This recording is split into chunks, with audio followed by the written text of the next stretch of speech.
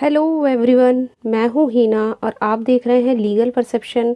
आज की वीडियो में जूरिस्प्रूडेंस के रियलिस्ट स्कूल यानी यथार्थवादी विचारधारा को डिस्कस करेंगे।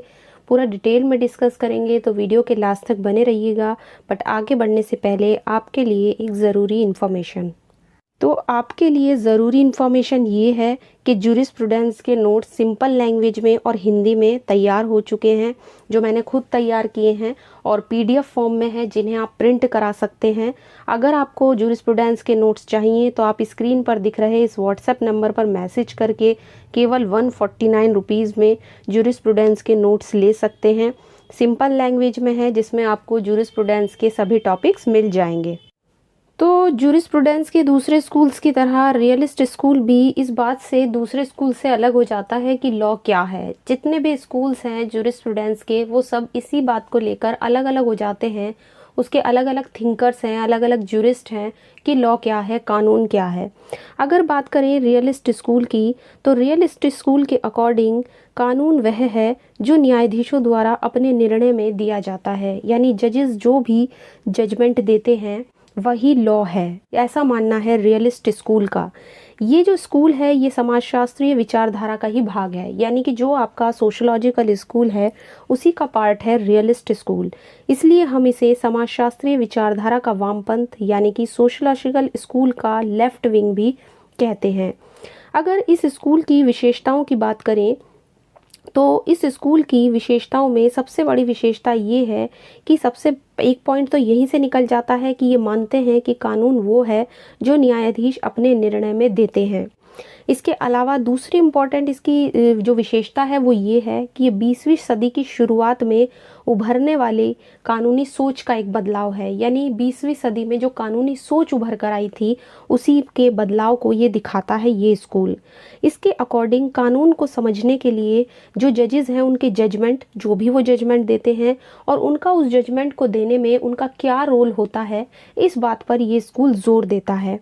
ये स्कूल ये भी सुझाव देता है कि जो न्यायाधीश हैं, जो जजेस हैं, उनके अपने जो पर्सनल एक्सपीरियंस होते हैं, उनके अपने जो व्यक्तिगत अनुभव होते हैं और उनके ऊपर जो सोसाइटी का इफ़ेक्ट है, उनके निर्णय में, उनके जजमेंट में बहुत ही बड़ा रोल प्ले करता है। उनके अपने पर्सनल एक्सपीरियंस और सोसाइटी के जो इफ़ेक्ट हैं वो उनके जजमेंट में आप देख सकते हो।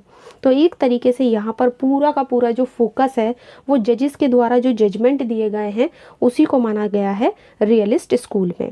रियलिस्ट स्कूल को डिस्कस करने से पहले ये जानना ज़रूरी है कि यथार्थवाद होता क्या है, मतलब यथार्थवाद का मतलब क्या होता है। यथार्थवादी विचारधारा के नाम से इसको जाना जाता है, तो इसका मीनिंग क्या होता है। तो अगर बात करें रॉस्को पाउंड की, अब रॉस्को पाउंड जो है वो हमने पढ़ाई था, सोशोलॉजिकल स्कूल के बहुत बड़े जूरिस्ट हैं। तो इन्होंने यथार्थवाद को डिफाइन किया है।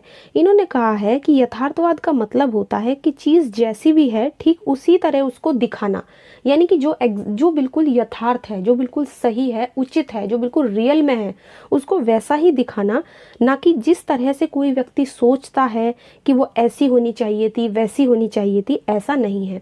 तो बेसिकली पाउंड की डेफिनेशन से ये चीज़ क्लियर हो जाती है कि यथार्थवाद का मतलब ही होता है कि चीज़ें जैसी भी हैं उनको उसी तरीके से दिखाना, उनको शो करना, ना कि इस तरीके से जैसा कि कोई व्यक्ति ये सोचता है कि वो ऐसी होनी चाहिए या जैसी कि वो इच्छा करता है कि काश ये ऐसी होती। तो यहाँ पर सिंपली इन्होंने इसको डिफाइन करने की कोशिश की है। अगर हम रियलिस्ट स्कूल की स्थापना के कारणों की बात करें कि ये क्यों स्थापना में आया, मतलब इस रियलिज्म का जो है वो फोकस क्यों रहा, तो इतना ज़्यादा इसकी स्थापना का कारण ये 3 मेन इंपॉर्टेंट रीजंस माने जाते हैं। सबसे पहले समाजशास्त्रीय विचारधारा की प्रतिक्रिया। समाजशास्त्रीय विचारधारा की जो प्रतिक्रिया है उसके बाद ही, क्योंकि ये रियलिस्ट स्कूल उभर कर आया है, तो इसीलिए इसने यहाँ पर इसकी प्रतिक्रिया के बाद ही ये स्कूल जो है वो आपका उभर कर आया है। क्योंकि अगर बात करें सोशोलॉजिकल स्कूल की, तो वो जितने भी सोसाइटी के फैक्ट थे, जितने भी सामाजिक तथ्य थे, उन पर बहुत ज़्यादा बल दे रहा था। दूसरा है जो हमने पढ़ा था, अगर आपको ध्यान हो पिछली वीडियो में, तो ईरिंग का जो हित का सिद्धांत था, इहरिंग का हित का सिद्धांत और रॉस्को पाउंड का सोशल इंजीनियरिंग का सिद्धांत, उसको इग्नोर करने के लिए भी रियलिस्ट स्कूल जो है वो उभर कर आया था। और तीसरा है कुछ ऐसे ही ह्यूमन फैक्टर्स, कुछ मानवीय कारक, कि जो आपके जजेस होते हैं या जो भी आपकी कोर्ट्स हैं उनके महत्व को दर्शाना चाह रहा था ये स्कूल, कि कितना इम्पोर्टेंट रोल होता है लॉ के पीछे किसी जज का। वो जो भी जजमेंट देते हैं उनके जजमेंट में आप कुछ ह्यूमन फैक्टर्स को देख सकते हो, उनके जो भी पर्सनल एक्सपीरियंस होते हैं, जो भी उनका सोसाइटी पे प्रभाव होता है, वो भी आप उनके जजमेंट में देख सकते हो जजेस के। तो ये होगा इसकी स्थापना के कारण। अब अगर बात करें हम इसकी दो शाखाओं की, एक तरीके से क्या होता है, रियलिस्ट स्कूल को आप दो शाखाओं में बांट सकते हैं। आप इनको इसके टाइप्स भी कह सकते हो कि कितने तरह का है रियलिस्ट स्कूल, इसमें दो तरह का है। और इसके अलावा आप इनको इसके दो भाग भी कह सकते हो। पहला है अमेरिकन यथार्थवाद और दूसरा है स्कैंडिनेवियन। अगर बात करें हम अमेरिकन यथार्थवाद की, तो अमेरिकन यथार्थवाद में ये जो है ये आपका अमेरिका में डेवलप हुआ, और यहाँ पे जो सबसे ज़्यादा श्रेय जाता है अमेरिकन यथार्थवाद का, वो जाता है होम्स को, ग्रे और फ्रैंक, इनको जाता है। अगर बात करें होम्स की, तो होम्स को बहुत बड़ा रोल प्ले करते हैं अमेरिकन रियलिज्म में, और यहाँ पर इनको अमेरिकन यथार्थवाद का पिता भी कहा जाता है, यानी अमेरिकन रियलिज्म का फादर कहा जाता है होम्स को। इसके अलावा ये जो थे ये अमेरिकन कोर्ट के जजेस थे, जो भी अमेरिका में कोर्ट है उनके जजेस थे। तो इस तरीके से इन्होंने इस स्कूल की अगर बात करें हम यहाँ पे अमेरिकन रियलिज्म की, तो इसने कोर्ट के जो भी कार्य होते हैं, जो न्यायालय के जो कार्य होते हैं, जो न्यायिक व्यवहार होते हैं, जिनको जुडिशियल बिहेवियर भी हम कहते हैं, उस पर यहाँ पर विशेष रूप से जोर दिया गया है। यानी कि जो भी जजेस, जो भी कोर्ट में काम चलता है, जो भी कोर्ट में जजेस, जो भी उनका जुडिशियल बिहेवियर होता है, उनके पर्सनल एक्सपीरियंस होते हैं जजेस के, वो सब दिखाई देते हैं उनके जजमेंट में, और लॉ भी वहीं से आता है। ग्रे कहते हैं कि कानून वह है जो न्यायाधीश घोषित करते हैं, यानी कि जो न्यायाधीश घोषणा करते हैं वही लॉ है, ऐसा कहना है ग्रे का। और होम्स कहते हैं कि हमारे जो भी जजेस के जो भी अपने पर्सनल एक्सपीरियंस होते हैं, जो भी उनके तर्क वितर्क होते हैं, उस पर इन्होंने ज़्यादा जोर दिया है। तो एक तरीके से आप देख सकते हैं कि जो फोकस है वो जजेस के ऊपर और उनके जो भी जजमेंट्स हैं उसके ऊपर है।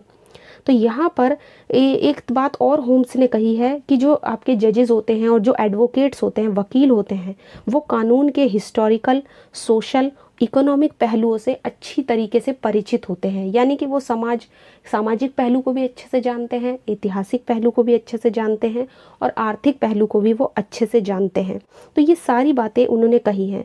एक और सिंपल बात होम्स के बारे में अगर कहें, तो इन्होंने एक बात और कही है कि हमें कानून को, यानी हर व्यक्ति, चाहे वो कोई भी व्यक्ति है, उसे कानून को बुरे व्यक्ति की आंखों से देखना चाहिए, क्योंकि वह देखता है कि अगर कोई चीज़ मैं बुरी करता हूँ तो उसके बाद क्या होगा। तो ये सिंपल बात एक होम्स ने कही है कि हमें कानून को बुरे आदमी की नज़र से देखना चाहिए। तो अमेरिकन रियलिज्म की अगर बात करें तो सबसे ज़्यादा इसका फोकस न्यायालय के कार्यों और न्यायिक व्यवहार पर रहा है, और ग्रे और होम्स ने बहुत इंपॉर्टेंट रोल प्ले किया है। इसके बाद दूसरी शाखा की अगर हम इसकी बात करें तो ये है आपका स्कैंडिनेवियन रियलिज्म, यानी स्कैंडिनेवियन यथार्थवाद। इसका जो विकास हुआ है वो यूरोप के स्कैंडिनेविया में हुआ है, इसीलिए जगह के नाम पर ही इसका नाम स्कैंडिनेवियन यथार्थवाद रखा गया है। इसकी अगर बात करें तो ये यथार्थवाद न्याय और कानून में कोई संबंध नहीं मानता। ये जो शाखा है ये कहती है कि जस्टिस में और लॉ में कोई संबंध नहीं है। ये ड्यूटीज, राइट्स, आदेश, संप्रभुता जैसी धारणाओं के महत्व को भी स्वीकार नहीं करता है। इसके समर्थकों में ओलाइव कोरोना, लुंडशेट और रॉस, इन जूरिस्ट ने इम्पॉर्टेंट रोल प्ले किया है। इसके अलावा अगर बात करें तो इसमें एक और जूरिस्ट हैं, वो है हैगस्ट्रॉम। हैगस्ट्रॉम जो हैं वो स्वीडन में यथार्थवादी आंदोलन के फाउंडर यानी कि समर्थक माने जाते हैं। तो यहाँ पर आप देख सकते हैं कि यूरोप के स्कैंडिनेविया के नाम पर ही इसका नाम स्कैंडिनेवियन पड़ा है, और इनका जो उद्देश्य था वो कानून की आध्यात्मिक नींव की आलोचना करना था, और इम्पोर्टेंट जूरिस्ट का नाम ध्यान रखना है, और ये न्याय और कानून में कोई संबंध नहीं मानता है जो आपका स्कैंडिनेवियन यथार्थवाद है, और कर्तव्य, अधिकार जैसी जो धारणाएं हैं इनके महत्व को भी ये स्वीकार नहीं करता है।